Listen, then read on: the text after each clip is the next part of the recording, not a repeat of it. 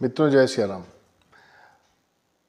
मित्रों जय सिया राम कहने का मतलब हमारा यह है कि हमारे जितने बुजुर्ग हैं, माताएं, बहनें, सबको जय सिया राम। क्योंकि ये जो वीडियो मैं बना रहा हूँ ये समस्त मानव प्रजाति के कल्याण के लिए बना रहा हूँ। इसके अलावा जो हमारे बंधु हैं जिनकी शादी नहीं हुई है या जो नौकरी को लेकर परेशान हैं या जो शत्रुओं से घिरे हुए हैं, जिनके बहुत शत्रु हो गए हैं, इन सब समस्याओं के समाधान के लिए मैं ये वीडियो लेकर आया हूँ। और जैसा मैं आपसे कहता हूँ कि पहले एक पुण्य कथा, उसके बाद उपाय।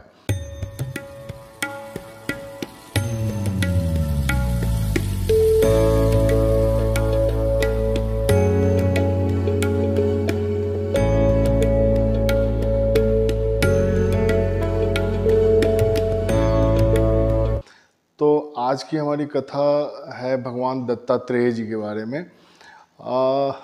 इसको आपके समझने के लिए इसे ऐसे शुरू करते हैं कि एक बार नारद जी महाराज अपने स्वभावानुसार पार्वती, लक्ष्मी और सरस्वती माता के समक्ष जाकर बोले कि हे माता, आप लोग कैसी पतिव्रता हैं। आपके पतिव्रता धर्म से ज़्यादा धरती पे एक महिला है जो पतिव्रता धर्म का पालन कर रही हैं, उनका नाम है अनुसुईया। ये सुनकर तीनों देवियों को बड़ा क्रोध आया। उन्होंने अपने पति से कहा कि जाइए उनकी परीक्षा लीजिए। तो देवियों के कहने पे ब्रह्मा, विष्णु, महेश पहुंच गए अनुसुईया माता के पास। अनुसुईया माता अत्रि ऋषि की पत्नी थी और अत्रि ऋषि उस समय आश्रम से बाहर गए हुए थे। तो तीनों देवता उनके दरवाजे पे आकर भिक्षाटन करने लगे, भिक्षा की मांग करने लगे। अंदर से अनुसुईया माता ने कहा कि शांत रहो, मैं भिक्षा लेकर आती हूँ। तब तीनों देवों ने कहा कि मेरा एक शर्त है भिक्षा का, मैं आपसे तभी भिक्षा लूँगा जब आप निर्वस्त्र होकर भिक्षा देने आएंगी। अनुसुईया माता सुनकर बहुत चकित हुई, घबरा गई। फिर उन्होंने सोचा कि ऐसी क्या बात है कि मुझे निर्वस्त्र होने के लिए कह रहे हैं।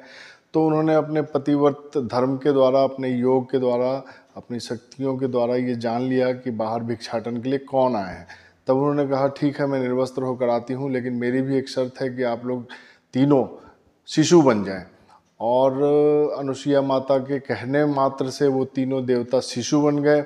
और तब अनुसुईया माता बाहर आई, उनको गोद में लेकर स्तनपान कराया। नारद जी देखकर बहुत चकित हुए। वो गए और तीनों देवियों को उन्होंने सारा वृतांत सुनाया। तब देवियों को बहुत अपराध बोध हुआ। वो धरती पर आई, अनुसुईया माता से क्षमा मांगने लगी। अनुसुईया माता के सतीत्व से प्रभावित होकर, प्रसन्न होकर तीनों देवताओं ने उन्हें वरदान दिया कि हे माते, हमारा अंश तुम्हारे यहाँ जन्म लेगा।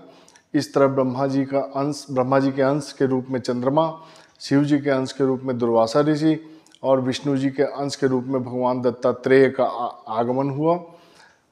मित्रों, भगवान दत्तात्रेय अत्रि ऋषि और अनुसुईया माता के संतान कहे गए। जो इंसान भगवान दत्तात्रेय की पूजन, उनका स्मरण करता है, वो समस्त दुखों से छूट जाता है। ये तो थी मित्रों कथा। अब मैं आपको बताऊं उपाय। कुछ नहीं करना है। बृहस्पतिवार को या पूर्णिमा को या भगवान दत्तात्रेय की जयंती पे स्फटिक के माला से सिर्फ 1000 मंत्र ओम द्रांग दत्तात्रेय नमः, ओम द्रांग दत्तात्रेय नमः का जप करना है। चना और गुड़ का भोग लगाना है। मैं आपको यकीन दिलाता हूँ कि आप अगर 1000 मंत्र कर ले जाते हैं तो अगर विवाह में रुकावट है वो रुकावट दूर हो जाएगी, धन के मार्ग में रुकावट है वो रुकावट दूर हो जाएगी और सारे शत्रुओं का नाश हो जाएगा। इतना निश्चिंत जानिए। जय सिया राम।